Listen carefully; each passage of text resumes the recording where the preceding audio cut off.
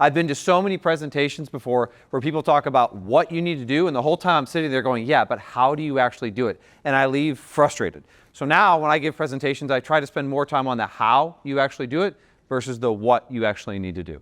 So that being said, the how of what you walk away with today, it's only going to be as good as you put into it, which means if you're on your phone checking email, that's fine. If you're updating your Twitter account, that's fine too. Your X account, sorry, I need to update that script. That's fine too. It doesn't really bother me. You're just not going to get a whole lot out of this. So the more it's like anything in life, the more you put into it, the more you're going to get out of it. Now, as we're going through this, I'm going to be talking fast like I do now. That does not mean I don't have time for questions. It just means I have this much content and this much time, which means I will slow down at times to make sure I emphasize some different points. But if you've got a question, you're not going to break my flow if you ask the question as we're going along, or if you want to hold it to the end, that's cool too. Chances are, if you've got a question, somebody else has it too. With that, what we're going to cover today is we're going to talk about a 4-step process. We're going to do a little workshop today. That way you can actually take something with you back to your office, back to your sales team, and then we'll have a little Q&A wrap up. So I was always told that whenever you give a presentation, you need to give some credibility of who the heck you are. So my name is Brandon Dempsey. I own a marketing company in St. Louis, 20-year-old marketing firm, 30 people, all focused in the manufacturing, distribution, kind of industrial space. All right. Only 50% of our revenue comes out of St. Louis. The rest of it's on the coast, Canada, Japan, and a little bit of Germany. I have 3 beautiful daughters now, 7, 4, and 1. And we spend as much time as we can adventuring. So we're big into motorhomes, big into motorcycle riding, dirt bike riding. I did get my 7-year-old a dirt bike. Been married now for 15 years. Had the fortune of publishing a book up there. And then I spend a lot of time with nonprofits, specifically around kids and entrepreneurship. That's one of my passions. Entrepreneurship lifted me and my family out of poverty, and I believe entrepreneurship has a great power to lift a lot of other people out of poverty as well. So that's a little bit about myself. I have cold called my way into Fortune 100 companies, as well as sat down with companies that are doing less than $100,000 to help them build their website. So I get from a wide span of sales. That being said, I am a sales guy. I own a marketing company. I love marketing, but at the end of the day, I am a sales guy. I love sales. And I love pure sales of figuring out what someone's challenge is and helping them figure out how to solve it. Sometimes that involves me. A lot of times, most of the time, it doesn't involve me. But that's what I believe true sales is. Sales is a consultant. Sales is understanding, asking people enough questions that they figure out the challenge that they're really trying to solve, and then connecting them with the right resources and people to help solve them. Now, that being said, if any of you are in sales, it's gotten a whole lot tougher. In fact, according to, actually this is a McKinsey report, the 54% of top business sales firms consider selling a lot harder now this stat is as of 23, than it was before, right? It used to be that we could walk into factories, we could walk into plants, we could walk into other places, and now COVID has kind of changed a lot of that. Now, it used to be that you could meet with clients and meet with people at their sites. Well, now they're all working from home. So just how we get in touch and how we reach out to people has changed, as well as how people consume information has totally changed, right? Like it used to be in sales, if someone had a problem, they'd call me, we'd talk about it, we'd solve it, right? Now in sales, a lot of times people are doing the research ahead of time, then they're calling you to check your price and what it's actually going to take for you to solve their problem, right? It's a different type of sale. And for those of you that were classically trained in sales, we now have to adapt. We have to change a little bit, okay? So what we're going to talk about today is really about how when established companies have a past list of prospects and customers that they've been sitting on that they're not nurturing. Now, a lot of times they get marketing folks and they're like, yeah, Brandon, we have all this CRM data, but the sales team doesn't really update it, so we can't really use it. I'm like, okay, I understand. I like the eye roll over there. That's fantastic. It's so true, right? And then the sales team says, yeah, but I don't want to spend all my time updating the stupid CRM. I get paid to go out and sell, not update Salesforce. Am I right, sales guys? Right? Am I right? Right? So what I often find when that happens is that if you dive into a salesperson's email account or Outlook account, let's say, and you just take all the context, and there's programs you can run. I've got a link in here. There's programs you can run to actually pull out everybody they've emailed, that there is like this many people in the CRM of prospects and people that they've talked to, and there's this many contacts sitting in their Outlook account or sitting in their Gmail or whatever they use account. And that, my friends, is a gold mine. It's a gold mine because it's people that have interacted with your company and already have somewhat of awareness of who you are, of what you've done. But like any professional salesperson, a salesperson is going to work the leads and opportunities that are really in front of them right there, right? So if they have 100, let's say 100 leads and opportunities, they're only going to work 20% that are ready to close right now because they don't have time to stay in touch with every single lead and every single prospect out there, right? They're going to work the top leads. In fact, what I find at a lot of industrial companies is most salespeople are also account managers. They're also collections, right? They're also project managers. They're also quality control. Is this starting to sound familiar, right? Like, so from a sales team standpoint, you've got sales teams now that are tasked with a whole lot more than just following up with prospects and staying up with people. And so what we find is that in their email lists, that there's huge amounts of contacts in there. Now, some salespeople say, yeah, Brandon, but I talked to George, and we sent George a proposal, and George said no on it. I'm like, okay, so what? Does that mean you haven't innovated or done anything new in the past year? Have you not done anything new since you last talked to George? Who knows if George is still at that company anymore, right? And so what oftentimes happens is we'll run these campaigns, and I'm going to show you how to build these campaigns and how to automate them, because we don't want salespeople doing this, just so we're clear. Like, I'm going to show you how to automate it and use software for this. But you run these campaigns, and what happens is the new contact who took George's role at that company will respond. They'll be like, oh, thank you for reaching out. Here's what we're trying to solve. I didn't know we've done business with you before. Who just got that? Who just picked up on that? Right? You email, hey, Joe, great to meet you, right? Or email George, sorry, George isn't with us. Oh, great. Well, George and I have been talking a couple of years ago about some projects and whatnot. Oh, didn't know we've done business with you before, right? How many of you get cold emails in your inbox right now? Okay. How many of you respond to every single cold email you get? No. Okay. What happens if someone in your company refers somebody else to you? If someone in your company says, hey, you know, you should meet, what's your name? Hillary. Hillary, let's say I refer you, hey, you should really meet Rebecca. If we work together and I introduce you to Rebecca, what are the chances you're going to take a meeting with Rebecca? Pretty good. Pretty dang good, right? Yeah. So what happens is, while this isn't quite exactly a referral, just because people change jobs, the fact that there's already a relationship, appears to be a relationship there, helps spark up those discussions, all right? So that's one thought. Now, the way this works is we've got to comb through the accounts receivable, comb through the email accounts, that's the gold mine, look through the sent folders of past emails, and get them, and get those emails into a spreadsheet. Now, the next thing we've got to do is start to segment these, okay? The worst thing you can do is send out a generic email to everybody in there that just says, look how great we are. Like, that's terrible, right? What we got to do is start to segment them. You can segment them by job title. We can segment them by industry. We can segment them by, what else? Company size, region. We've got to have some sort of segmentation, okay? And here's why. Because when we start to segment, we can start to make it personal, all right? And the personalness is what gets the emails read or gets that follow-up read. And an email, I'm going to talk social media here in a second as well, but the personalization is what gets people to pay attention. Now, I've been taught in sales that people buy on emotion and justify with logic. People buy on emotion and justify with logic, right? When I went shopping for a new car a few years ago, I went and looked at a car. I was determined I was going to buy a used car. I'll tell you what car I bought actually. I was determined I was going to buy a used Audi A6. I really like German-made vehicles. I didn't want to buy a new one. I just wanted to buy a used, nice four-door sedan. We had a second kid coming, and I'm like, I need to have a nice four-door sedan. I had a two-door car at the time. I look at this Audi A6, and I really like it. Well, my wife is there with me, and she looks over, and she goes, what's that over there? I go, that's a new A7, honey. Like, we're not buying a new, I'm not buying a new car. I didn't come here to buy a new car. I'm buying a used car. Guess what my wife said? I just think you'd look a lot sexier in that car than the A6. Guess what's parked in the garage right now? The A6. I wish. No, the A7.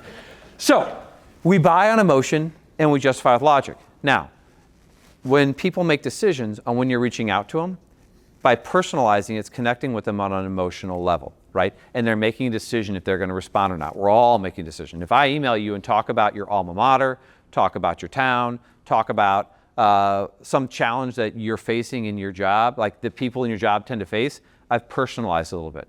And now that's a split second that I get for you to read that email, and it improves my chance of actually getting you to respond to it. So that's why personalization is key, all right? We have to find a way to somewhat personalize it, and the only way we can do that is by segmenting to some extent. Then we have to define who's going to own it. Marketing should not own this. We've all gotten emails or outreach that says, marketing from, and as soon as you see that, what do? Delete, right? As soon as it says sales at, marketing at, customers at, you hit delete, right? Yeah, because it's not a person reaching out to me, right? It's clearly a company, it's clearly a sales, it's clearly promotional, right? So when you run these campaigns, we still have to have it come from a person. And it should still come from the salesperson's name, all right? So it should be personalized. Bill, Hal, Susie, Jody, whatever. Like it still needs to come from that, the salesperson's email address, but we're going to run it through a program. I'm going to show you how we do that here in a second, all right? Am I going too fast? If I lost you so far, is this making sense? All right? Am I going above, below, too high, too fast? We're good? Give me thumbs. Good. Let's talk, there's personalization. According to McKinsey, organizations nailing personalization reduce acquisition costs by as much as 50%, lifting revenues by 5 to 15%, increasing efficiency of marketing spend by 10 to 30%. Personalization works. So let's talk about personalization. Yes, use their name. Second, we need to specifically talk about the pain points they're after. In B2B sales, all right, we're talking B2B, business to business. Everyone here is in B2B sales. People still are people selling to people. People still buy from people, all right? Even though it's B2B, it's still person to person. Someone's still signing to it. We're not at the point where AI is selling to AI yet, okay? Which means we still have to talk to people. And the difference being that in a business-to-business sale, the person buying is not really excited to buy from you. Newsflash. They're not looking to go out and buy, no offense, some new cutting tools or some new steel. They're trying to solve a problem, right? They get excited about their vacations. They get excited about buying a new camper. They get excited about buying a new house or a new car. That's the stuff they get excited about. We all get excited about that. When we're buying for a business, we're not just super excited necessarily, but we're trying to solve a problem, okay?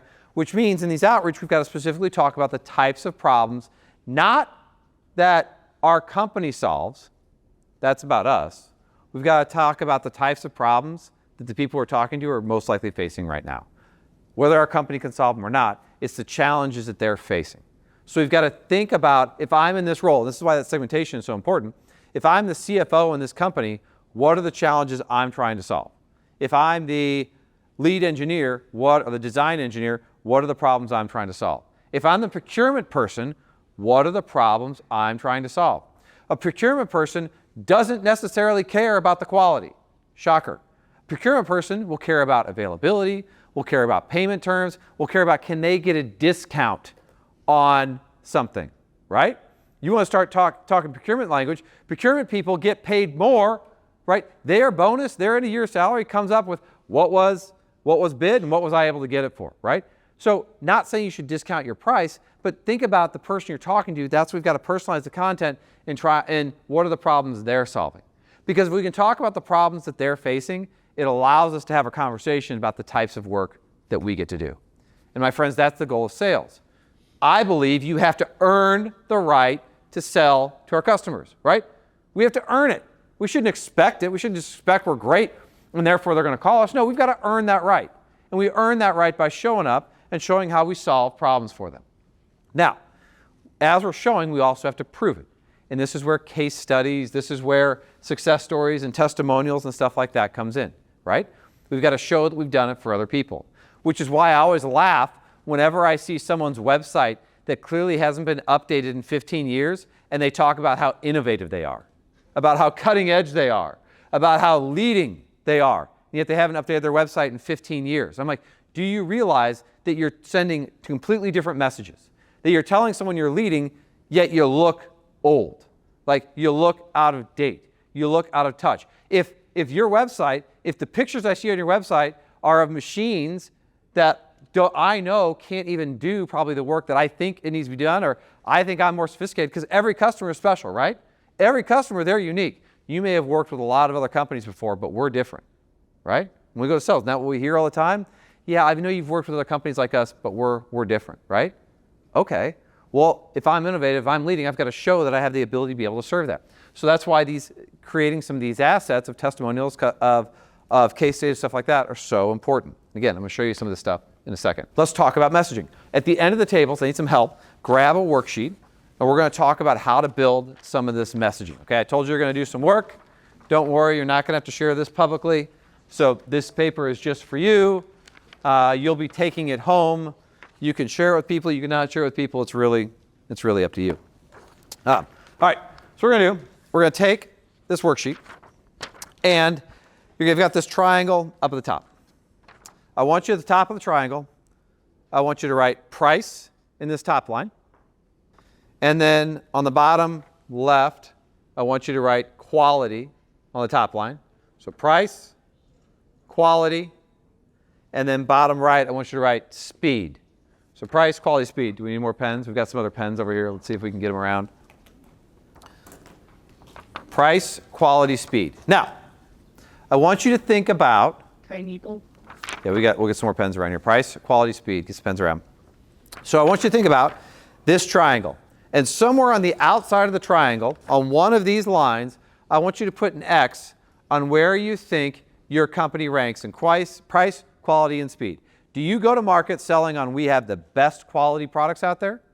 Do we go to market selling we have the highest quality, the best price, or the fastest? Fast could be fastest delivery, could be fastest turnaround, could be shortest lead times, could be fastest shipping, like anything, like however you want to define fast. And put a mark somewhere where you put, so you're either going to be on the price quality axis, you're going to be on the quality speed axis, or you're going to be on the speed price axis, right? There is no wrong answer here, right? Because if I were to ask you, where would you put Disney?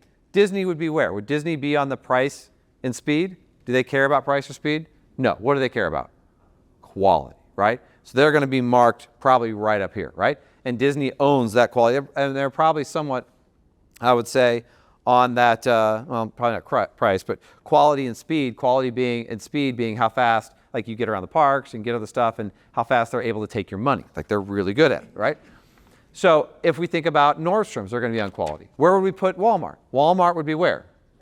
Price and speed axis. Yeah, they'd be down at price and speed, because Walmart rollback prices, everyday low prices, it's all about price. Lowest price, lowest price, lowest price, lowest price, right? So one's not better, it's just different, right? Then the last thing, speed, I don't know if you guys have down here. Do you guys have Jimmy John's down here? All right, what is Jimmy John's slogan? Freaky fast subs, right? Where do you think Jimmy John's would go?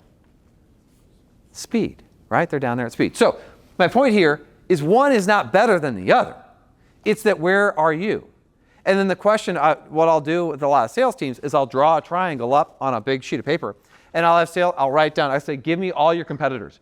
And the sales team gives me all their competitors. And then I say, okay, each salesperson, I want you to go up here and mark where on this triangle they sit.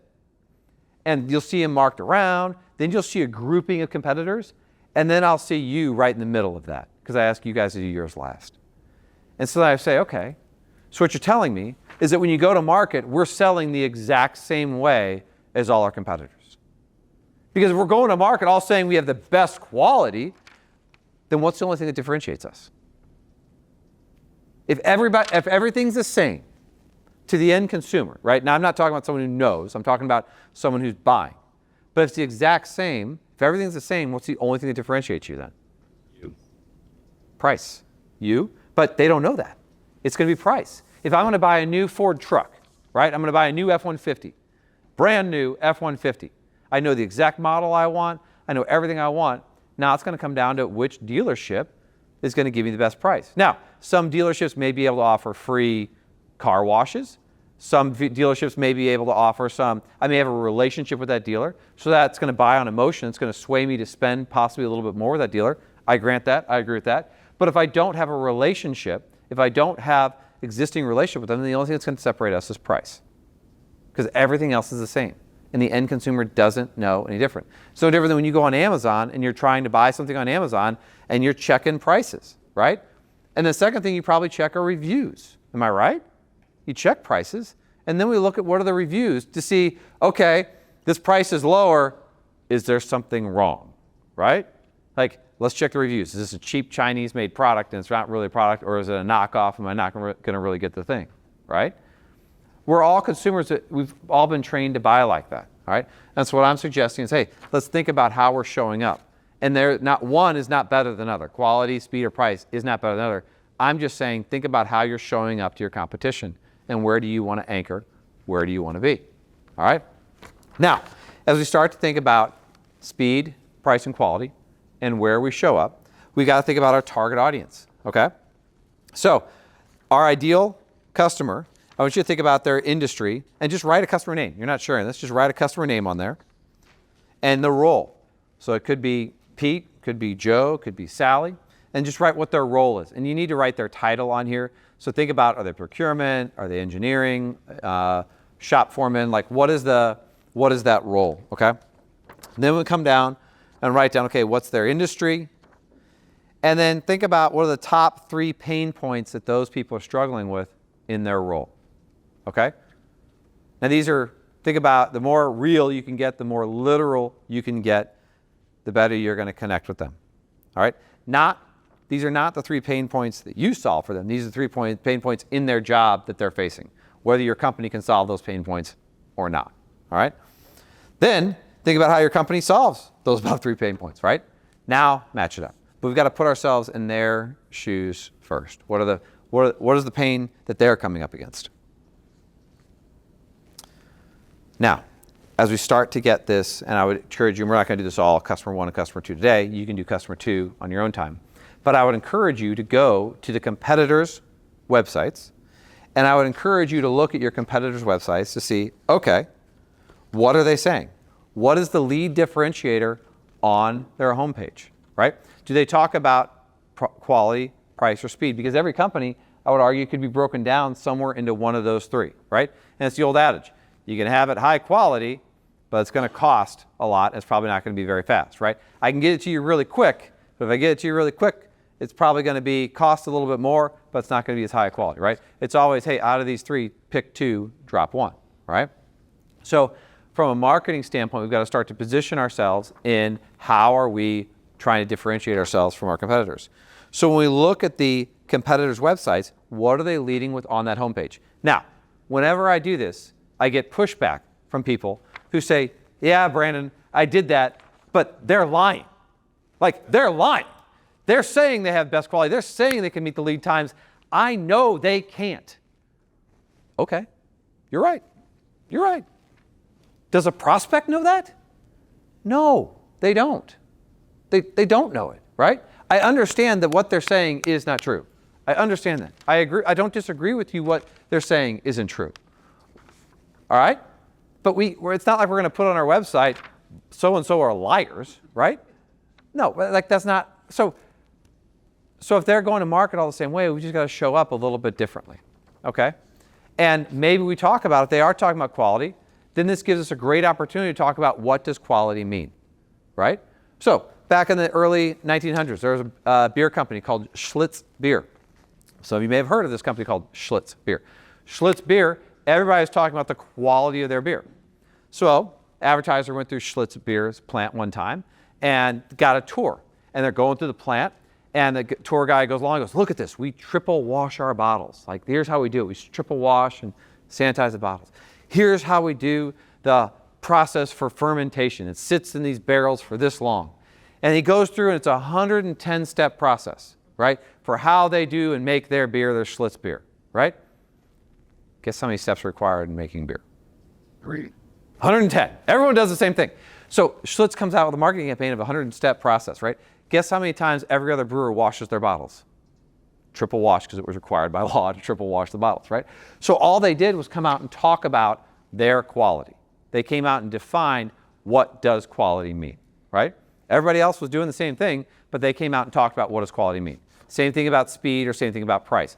There was a company we worked with that sold a commodity, they sold chain, And they kept talking about on-time delivery. Like, look, it leaves our dock, it's on time. We are 99.8% on-time shipping. And we said, okay, great. What do our customers care about? Do they care about on-time shipping or do they care about on-time delivery? Anybody want to know what the answer was? You deliver. It's actually split. I was surprised. It was 50-50. Only half of them cared about on-time shipping. The other half cared about on-time delivery. When does it hit my dock? Which I thought was interesting. Because then what it allowed us to do was to say, okay, if their problem is on-time delivery, what if we start to offer some expedited shipping options? Because guess what we always quoted? What did we always quote? The lowest price. We just defaulted to the lowest shipping price, right? The problem that half our customers wanted solved, though, was guaranteed on-time delivery. And they allowed us to charge more to guarantee on-time delivery. It also let us know which customers cared more about that us and their supply chain of being on there, okay? So again, it's what I'm not saying is we come up and show up different than our competitors in a way that we call them all liars. What I'm saying is we show up and just talk about their problems and their challenges in a way that shows that we can relate to them. All right? So we've gone through this worksheet. This starts to form the content for how we start to send out some campaigns. Now, you don't need to take a picture of this. If you hit the QR code, you can download this presentation. Here's a sample email to be able to send in that outreach, okay? And basically, it's going to break down into short and clear, 3 to 7 words, do the result, use words that like you and your in there, and then have this call to action as CTA, right? So here's first name, are you missing on winnable deals because of pain point, right? So write the email. What I'd challenge you is to write the email in a way where you can put into brackets buyer name, positive outcome, specific challenge they're facing, because then when we have a spreadsheet of those personas and spreadsheet of those segmentation, it makes it really easy to plug and chug to send out into an email program and send out a mass amount of personalized emails and personalized outreach to people, okay? Now, from there, and you're going to get that, I think you need to do a multi-channel approach, which means you've got to look at email, social media, as well as phone calls. So a lot of times with salespeople I know don't have time to be doing a lot of outbound cold calls. They just don't have time. I don't have time to be doing a lot of outbound cold calls. However, when we get a lead in, I need that salesperson to respond to that lead, respond to that opportunity really, really, really quick. All right? And I'm talking hours. I'm not talking days. I'm talking hours. Because we all know in a sales cycle, when someone is looking to solve a solution, they're hunting. They're researching on Google. They're researching online. They're looking for that solution right now, which means we've got a window to get in there and talk to them and stop them from searching any further. That's the goal. I need to stop them from searching any further by hopping on a phone call and having a really good conversation with them. All right? So we send out these emails. And then and I recommend we send them out from some sort of email marketing platform. Do MailChimp. I'll show some examples up here in a second. Do Woodpecker. But we send them out under the salesperson's email address to a bunch of these past prospects. Now, we will then set up a nurturing sequence. So I'd recommend you set up a series of maybe 3 to 4 different emails. All right? It's always good to hit them twice in the first week. Then you can start to trail off. But always in that first week, hit them twice. Then you could go every week or every other week or something like that. Okay? Some people ask me, yeah, Brandon, that's great. But I get those emails, they're so annoying, blah, blah. I've run 9 email series, and on my 9th email, we call it the Taylor Swift breakup email, because the Taylor Swift breakup email is, hey, it appears you haven't responded. I'm sorry for bugging you. I'll take you off my list. Guess what my #1 converting outbound email is? The Taylor Swift breakup email. And my team called the Taylor Swift breakup email. I could take no credit for that. But it's amazing how many people respond to the Taylor Swift breakup email because they're like, oh no, don't take me off your list. I've enjoyed reading your case studies. I've enjoyed reading all this stuff. We're not up on our buying cycle, but I want you to stay in touch with me. Great. Now I put them in some sort of other drip campaign, right? Now, this series works for LinkedIn as well. And there's a program I'm going to show you can use. So we did this. Oh, here's the multi-channel approach, but I'm going to show you something. So we took a bunch of past prospects. One of our past prospects was a St. Louis-based company. And we said, all right, we segment the list. It was a company we talked to 12 years ago. All right. So then what we did is we said, all right, let's take this list and let's look inside We use Uplead, but there's like ZoomInfo, Uplead, Seamless.ai. There's other companies out there that will show you and give you lists of different people that work at that company. We like Uplead. It's like $80 a month. It gives you so many credits to buy leads.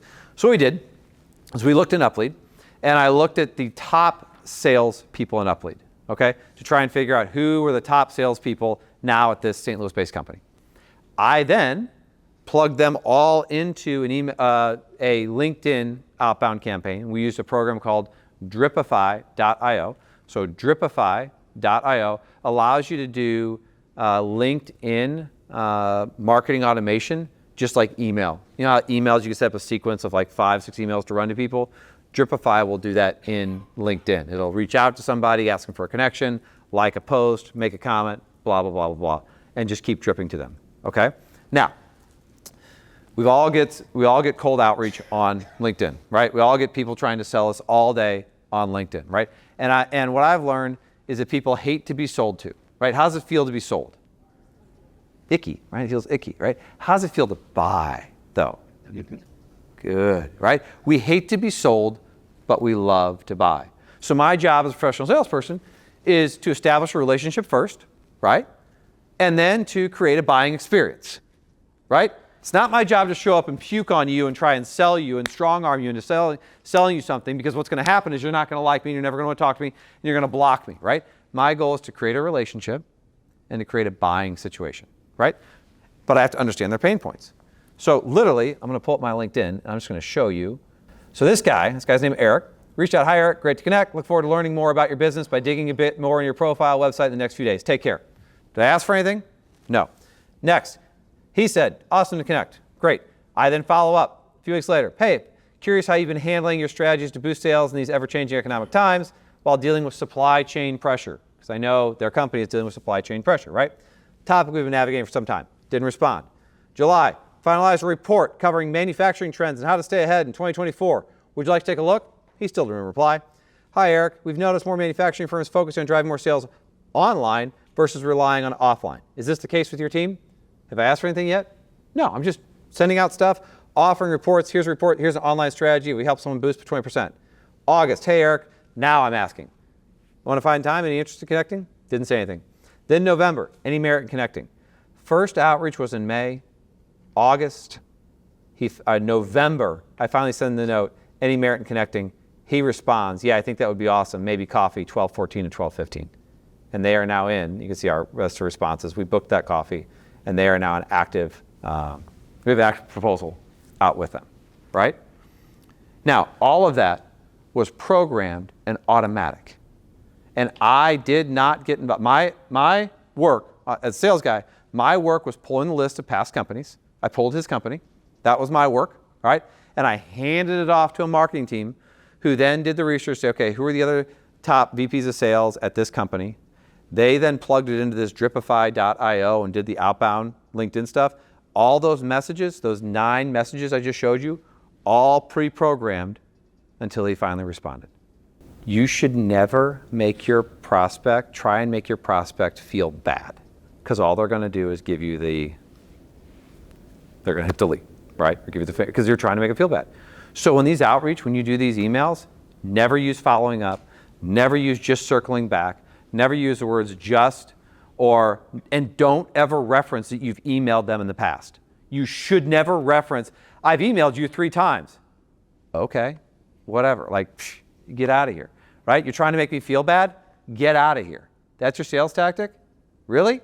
Because that's not building a relationship. Should you ever want to make a customer feel bad? Heck no. I was never going to talk about this point, but that's a fantastic, fantastic point that I think a lot of people miss when they're running these sequences. So anybody know the open rate of email? Standard open rate of email. Cold email is less than 1%. Standard corporate open rate is about 18%, right? Standard open rate's 18%, but cold email it's less than 1%. Similar to direct mail. Direct mail is less than 1%. Anybody know the open email rate of messages coming from LinkedIn? How you get those emails from LinkedIn, it's like so-and-so reached out to you, or you get that update? Anybody know the email open rate from when a message comes from LinkedIn? 97%. Really? 97%. 97%. Now that my data is probably, that's from data like 2-3 years ago, but 2-3 years ago is 97%. Now, the way this Dripify works, which is so beautiful, is it sends the messages through LinkedIn. It then dumps into their inbox. And the great thing is that the salesperson doesn't even know this is happening until they respond. And when they respond, the salesperson gets an email from LinkedIn that somebody responded.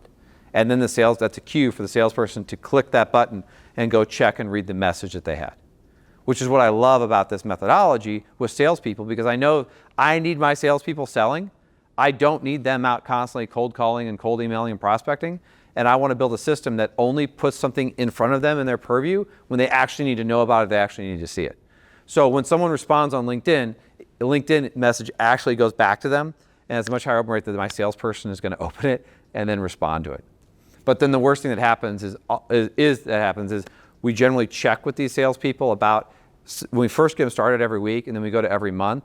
And sometimes the salespeople are like, yeah, I got too busy, I didn't follow up with that person. Of course, I'm like, and then I'm looking at the sales leader, just the sales VP of sales, going, help me out here. Like, I can bring a horse to water. I need help. Like, we got to have responses quick on that. But the beauty of that with that Dripify, now you do have to have a LinkedIn Pro account or LinkedIn Sales Navigator account, because you will create lists. But when you get that company, like when I did this company I talked about in St. Louis, it allowed me to go to LinkedIn and create a lookalike list inside LinkedIn. And so not only was I reaching out to people that were in my database at one point in time, I was able to create a whole industry of other companies that were in, a whole list of other companies that were in that similar type of industry, and send outbound messages to them as well. So it's a way to automate and reach out to a whole lot more people. Now, Dripify.io is what we like for social media. I don't know if I have that in here. For email, I like a simple MailChimp or Constant Contact account. Like, I think that's fine. They're cheap, they're easy, send them out. I do think that phone calls can play a role, right? If you have a salesperson that's really active, or we have a prospect we want to get a hold of, it is really good, just a second, to have a phone call follow-up in your sequence. So if it's email, social media outreach, phone call, then follow up with an email, it's really good. Saren did a study of, it was insane amount, it was like 300 something million sales interactions. And they stumbled across this amazing thing called the double tap. And if you leave with nothing else today, leave with the double tap. Here's the double tap. The double tap is, hi, Joe. Hey, would love to talk to you. Love to talk to you about what you're working on, opportunities, blah, blah, blah, blah. Done. Hang up. I immediately send an email to Joe. Joe, just left you a quick voicemail. Just would love to connect with you. The conversion rates increased by, it was something like 5x of response rates when you did a double tap. To the point that there's a woman that works at our company, a woman named Nicole, and she's like, I've been trying to get a hold of this guy. His name was Eric. I'm like, have you done the double tap? She's like, what is that? I tell her, she goes, that does not work, Brandon. That is the stupidest thing ever. I'm like, okay, that's fine. I get a Slack message from her later. All right, I did the double tap. He responded, I believe. And she's now it is amazing how, for her, it's almost like 9 times out of 10, it gets a response. Leave a quick voicemail, follow up with an email. The double tap. I'm telling you, it works really, really, really well. Question back here, then here. Yeah. Yeah, how risky is a tool like Dripify? Is LinkedIn cracking down on these types of tools? So glad you asked. Dripify throttles you. Dripify throttles you to make sure it's not sending out too many requests, too many messages. They understand based on your how many connections you have and everything else. So it throttles you so that you don't get blacklisted. Just look it up. They explain how it works. It works really well. But yes, you are correct. If you do too much, LinkedIn will stop blocking you. It's just like if you do too many searches on LinkedIn on the free version, how suddenly you can stop. You can't do searches anymore because you've done too many, right? So now I can't tell you what the algorithm is, but Dripify manages that algorithm for me. And we've done this on, I can't say hundreds of accounts, but I've done this on certainly close to 100 accounts. Over here, yeah. Last time I went through a course like this, they suggested, about 5 or 6 years ago, LinkedIn messages, stuff like that, should always be done on Friday afternoons. That way, is there a particular day of the week that's best? Great question. Is the day of the week best? I don't think there is, because people are on LinkedIn all the time across different time zones, and I get the amount of people that respond to me on LinkedIn at like 9 o'clock at night or 10 o'clock at night is huge. So I don't think that it really matters as much. Now, with that Dripify, you can set working hours. So my team set working hours for me of 8 to 6. So my messages only go out between 8 a.m. and 6 p.m.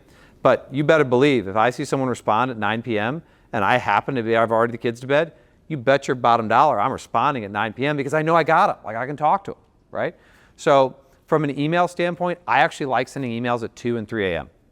I like it. There's a lot of weird night owls out there. There's a lot of weird people that check their email when they're taking care of their kids or something like that, and you can get in their inbox. So I personally, that's not a best practice. I'm just telling you, Brandon likes it, but I love hitting that 2 to 3 a.m. time slot because I'm the first thing they see when they wake up, or I'm hitting them in the middle of the night. And again, I'm a marketer. I'm trying to get their attention. Okay. Now, when you do cold email outreach, you buy a list from Uplead or ZoomInfo or something like that, do not use your domain. You have to use another domain. So when we did cold outbound email for GoBrandGo, we did GoBrandGoCo.com. So that it wasn't hard, because if you do too much cold email, you can get your domain blacklisted. So cold email has a very low rate, but I mean, I sold $500,000 off cold email last year. So yeah, it has you have to have a very high frequency, a lot of emails going out to do cold email. It costs a lot of money. Don't do it on your domain. So it is a sophisticated way of doing marketing outreach. I more prefer this method of just going after our past prospects of companies we've already emailed with, because we've got some recognition with them, and I'm not having to worry about some of those other rules and whatnot with it. In business to business, we have buying cycles. We have challenges.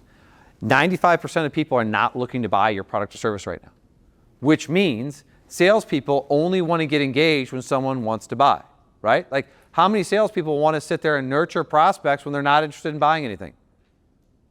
Zero, right? Which is why I think this process is so important, because we've got to keep nurturing this. Just because they're not ready to buy today doesn't mean they're not going to be ready to buy in 6 months or a year or 2 years or something. I mean, I've got prospects that it's been 3 or 4 years we've been talking to them, and just now the opportunities come up because someone changed a job. I had one come up. They manufacture bags for like the grocery stores and whatnot, and they let go of their head of marketing. I'm like, perfect opportunity, right? The opportunity was never there until the head of marketing left. Now there's an opportunity for our company, right? So, but I've earned the right to sell to them because I've been nurturing them. I've been sending them white papers. I've been talking to them. I've been trying to hard sell them. I haven't been telling them just follow up. I've been trying to send them good stuff. And now they're like, hey, let's have a conversation. So I believe I earned the right to sell to them, all right? So last comes the monitoring, nurturing of tracking the metrics. Now, I'm going to give you another tool that will blow your mind. It's this one right here. It's called visualvisitor.com. Visualvisitor.com. It is $150 a month, and it will give you a list of every company that visits your website. It will tell you what pages they looked at. It will tell you how long they spent on each page. It will then give you a list of names and email addresses of people at that company as well. Some of you just raised your eyebrows like, no way. I get paid nothing for recommending this company. I just really like it. Now, as a marketing guy, what I love about this is it tells me how effective my marketing is. Because people may not respond to my email messages. They may not respond to my LinkedIn messages. But then I get this beautiful list of company names. And when we do this with clients, if I'm having trouble getting buy-in from the owner or the VP of sales, all I do is show them this list. And they're like, so-and-so was on our site? Yeah. Well, why didn't they fill out a contact form? I don't know.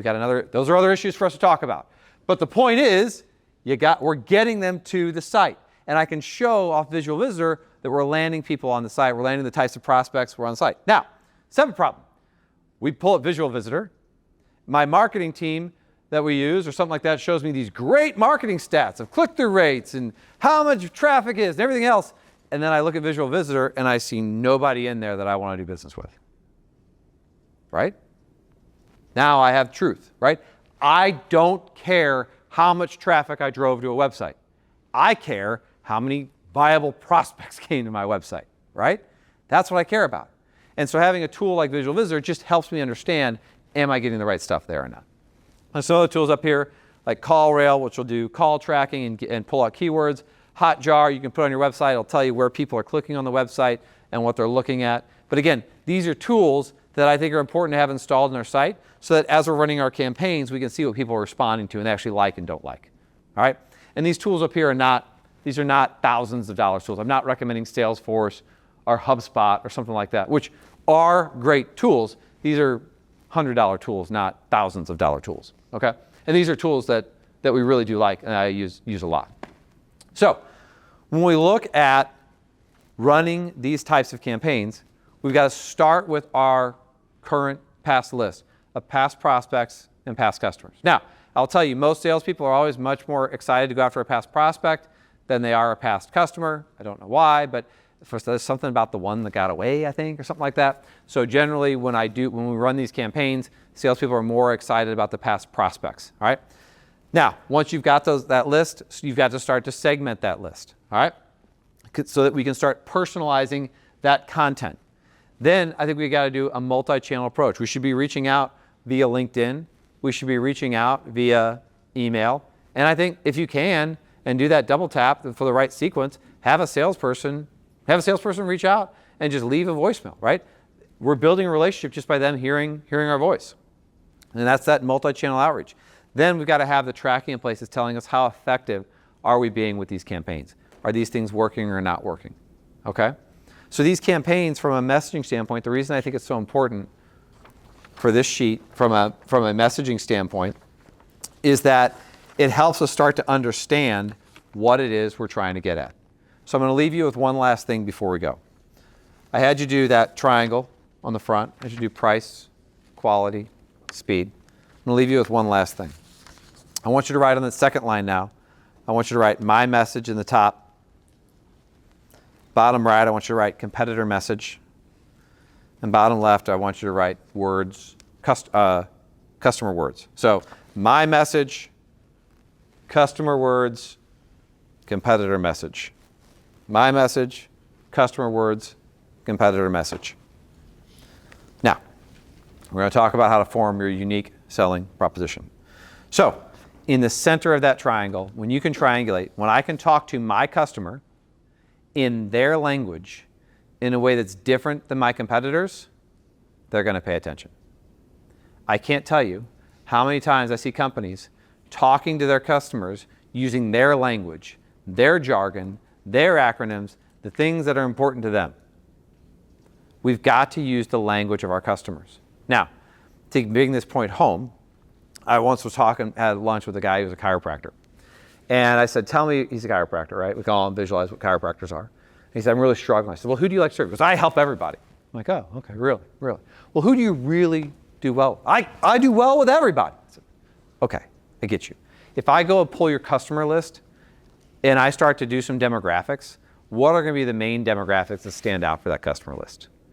And we talk and we talk and we find out that the main demographics that are going to come from that list are women 6 to 12 months postpartum. All right? So women 6 to 12 months that had a baby, 6 to 12 months after having a baby. I'm like, oh, why is this? He goes, well, I have this special thing that I help these women adjust their backs and they're worried about getting their body back. They need to get their hips. They generally can't move the right way. They've got different pains. And I help get them adjusted and put them on a diet plan and a workout plan and help these women come back. And I've got a special program for that. I'm like, oh, so you help everybody, but you have a special program for postpartum women. Like, let's talk about that. So he turns around, he goes to market and starts talking about this program for helping women get their body back after 6 months after having a kid. And his practice skyrockets to the point that he now has 3 other chiropractors working for him. So instead of going to market talking about alleviating pain, instead of going to market to talk about alleviating pain, building strength, which is a generic message, which all of the chiropractors are talking about, back pain, right? He went to market saying, want to get your body back? Had a kid 6 months ago and have a desire to get back into your skinny jeans, right? Like, those are the messages that resonate with my wife. I'm sorry. Those are because we now see that chiropractor. Those are the messages that resonate with your target market, which is why we've got to talk in their language. So it's still his message, pain. It's still his message of what he's doing, but he's using the words of his customer. And when we talk in the words of our customer in a way that's different than our competition, that's what gets us found out. That's what gets people to respond to us, okay? Because if all our competition is saying the exact same thing, again, the only thing that separates us is price, all right? So my goal today was to show you how to actually do this stuff, to give you some examples, to give you some software, to give you some worksheets. This stuff is not hard to do. It does take time, but it's not hard to do. All right, now, this whole presentation, I've said this like 10 times about how you're sitting on gold. You're literally sitting on gold. Like literally. Like you're sitting on gold though. Hopefully someone will pick this up. Like you're sitting on gold. I'm not joking. Someone's going to figure this out that you're literally sitting on gold. Yep. Oh, look at that. All right, my name is Brandon Dempsey with Go Brand Go. Thank you for coming today. My team thought that was the corniest thing ever, and I said, no, they're going to love it. We're going to do it anyways. I'm going to get here at 7 o'clock and tape all those. So I hope you enjoyed. Hope you enjoyed today. If you got any other questions, I'm here for questions, and have a great rest of your conference.